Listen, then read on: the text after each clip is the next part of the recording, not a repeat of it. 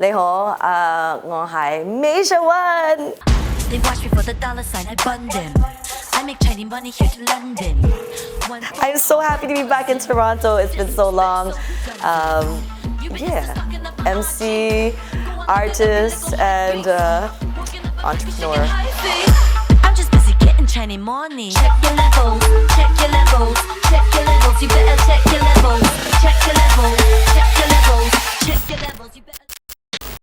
With the little guns come on, I wanna bust guns on the run when I come with that warrior song. Got my back to the sun when I rise and the one. You know, when I first started, everybody told me, you're not gonna make it, there's no way. And how I knew I could have longevity is still being true to my path, not listening too much to all the voices because everybody has an opinion. And just put your head down, do what you do best naturally, be creative, don't necessarily just follow trends.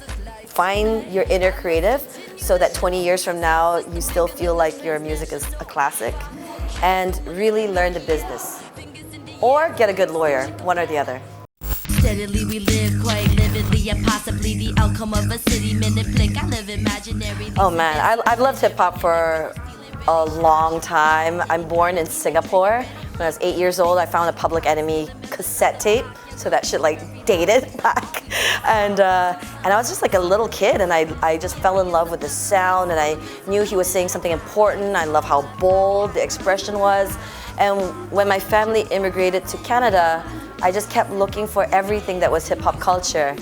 And so I came to Toronto to attend University of Toronto. I got my architecture degree, so my Chinese parents are happy. And then I told them I'm gonna be a rapper. My mom had a heart attack. My dad's like, what is this? But now they understand, and they thought it was a phase, but I've been an independent artist for over 20 years now. But I should say that Jesse Otaki had a show called I Used to Love Her. He had all-female MC showcase. And at the time, one of his artists canceled. And I'm like, hey, I think I can rap, or I just want to show that I'm not too shy to get up and try one time. And from that one time, I got a MuchMusic commercial when MuchMusic was still here. And then it just went from there.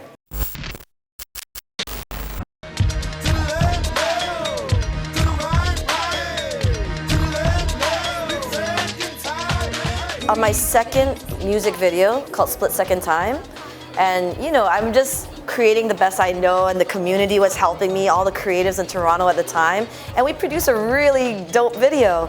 And at the time, it was beating Jay-Z in the top 10. It was beating like a lot of big major label artists. And I said, wow, how can someone like me be beating these major label artists? I went to the labels. Because they had, at that time, there was no other Asian face in hip-hop on television, especially not a female. So almost every record label told me that I wasn't marketable, they don't know what to do with me, because they've just never seen anyone like me doing what I do. So I knew from that time that only I know how to market me. And so I better start reading some books about entertainment law and learn the business. So that's when I got serious.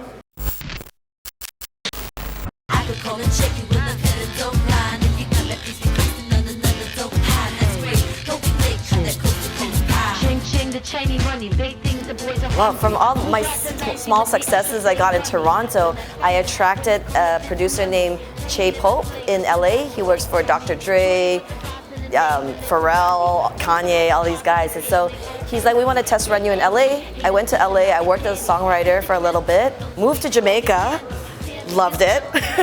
But at some point my family was like, it's like we don't have a daughter, you know?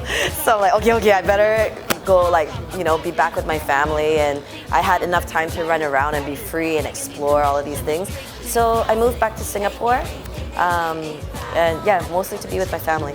Toronto, the hustle of Toronto trained me a lot how to be, you know, resourceful and self-sufficient and creative and how you find solutions.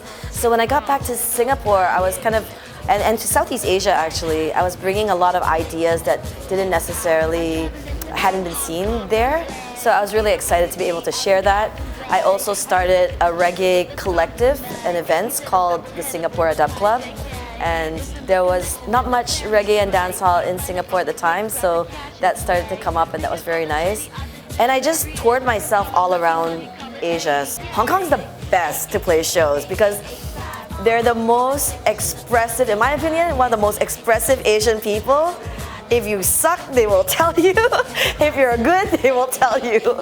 I think Hong Kong people naturally have a rude boy culture. If you know about Jamaican reggae, Hong Kong people are rudies, man. They just tell you exactly how they feel. They don't lie about it, but they have a swagger about it. And I just feel so relatable to that culture in that way.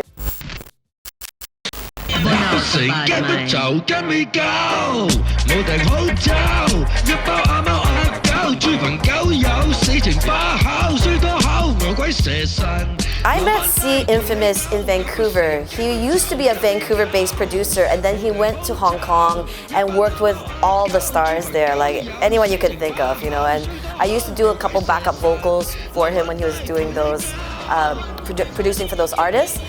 And then he came to visit me in Taiwan recently because he was playing keyboards for MCN, Edison Chen, and oh my God, Chef.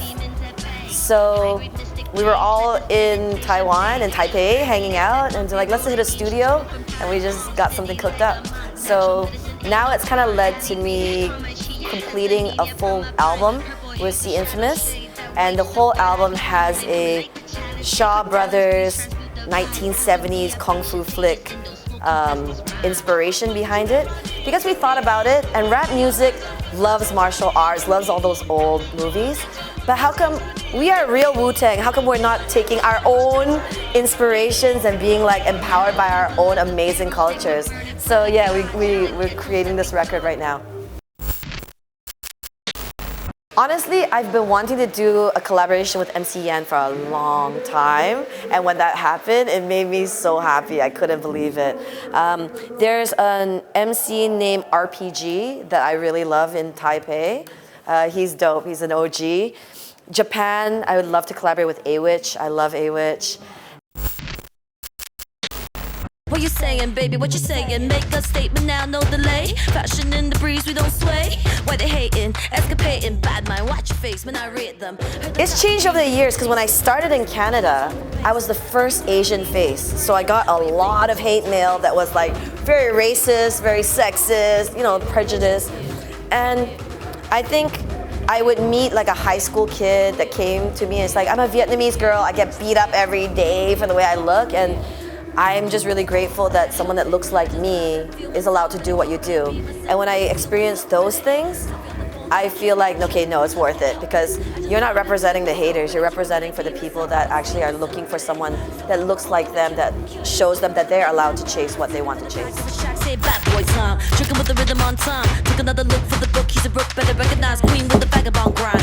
Wasn't bitter, got the melanin vice. Shorty with the Chinese eyes, noodles and some rice, bet you're gonna want it twice. No one ever quite.